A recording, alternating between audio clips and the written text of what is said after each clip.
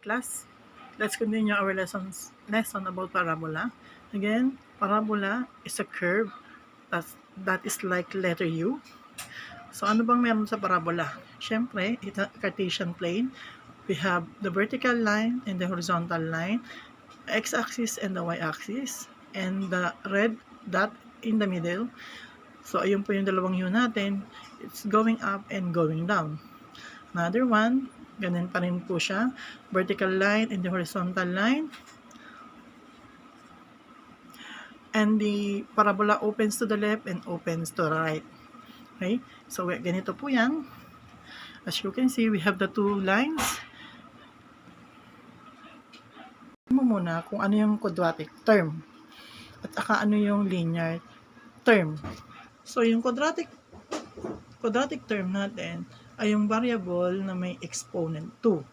At ang linear term natin ay yung variable na mayroong exponent 1. So, ano ba yung may exponent 2? Siyempre, yung y. Yung exponent 1, siyempre, yung x. So, ayan po siya. 2, 1. So, 2, 1. Ma'am, bakit kailangan natin malaman kung ano pa yung mga exponent? Kasi po, para maka-drawing tayo ng parabola, we need to know the axis of symmetry. So, the axis of symmetry, it tells you where to open your parabola. Okay? So, yan yung axis. Okay, kung saan mag-open yung ating mga parabola. Okay? So, dito po, hindi natin kailangan yung may square. Kasi ang square natin is curve. As you can see, paano ba din sinusulat ang 2? Yan, pa-curve po yung 2. Okay, so, wag natin po pakialaman yung may exponent na 2. Ang pakialaman natin yung may exponent na 1. So, as you can see, ano bang itsura ng 1? It's like a straight line. So, gagawa tayo ng linya. So, ang axis of symmetry natin ay sa x. So, ayan po siya. Axis of symmetry, nasa x. Kasi ang exponent niya ang y. At syempre, ang vertex ay nasa 0, 0. Ano ba yung vertex? Siya yung pagkapuwet ng ating letter U. Okay? So, ang vertex natin nasa gitna.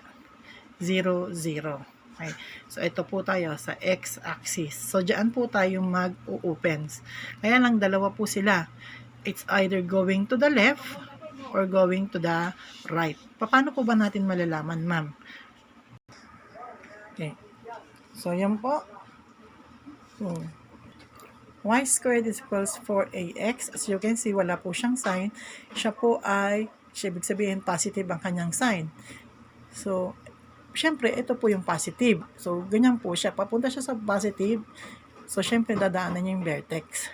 So, yung y squared is equals to negative 4ax. So, syempre po, siya ay sa going to the negative sign.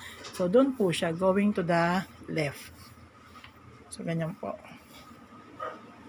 Okay? So, ganun din po kapag x squared is equals to 4ay. So, kunin mo muna yung quadratic term. So, syempre, yan yung may 2. So, wag pakialaman.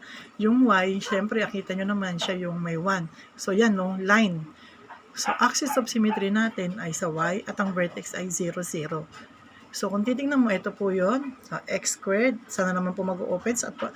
Okay? So, again, ito ay pakikita nyo, positive sign. So, going up yan. Ayan po siya. Going up, positive. Kapag po negative, going down. Okay po? So, ngayon, pipili ka naman natin. Kapag meron na tayong equation, pipili ka kung ito ba ay going up or going down. Dapat isa lang. Or going to the left or going to the right. Okay po? So, buuin po natin lahat ng ating drawing. So, meron po tayong tinatawag pa rin na latus rectum. So, yung latus rectum natin, ayan po.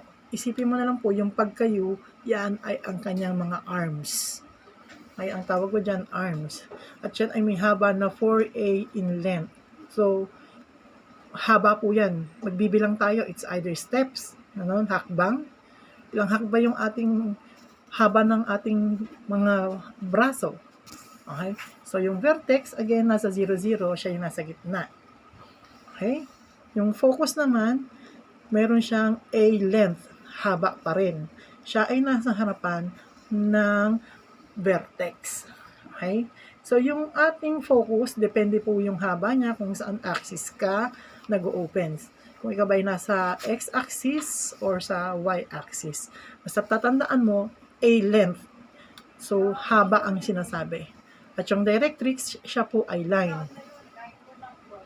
Okay? So, tandaan po, nakalagay dyan, back. So, kaya yung nagpa-drawing ako, di ba, gumawa ng 3 point. Actually, hindi po point si directrix. Siya po ay linya. Tatandaan lang po natin, sa harap ay si focus, sa likod naman ay si directrix. At ang kanyang haba din po ay pareho kay focus. A length din po si focus, si directrix. Okay? Pareho po sila ng haba. A in length. So, pagka ganyan po, nag-arms to the side ka, yung haba ng braso mo sa harapan ay pareho lang ng haba ng likod mo sa likuran.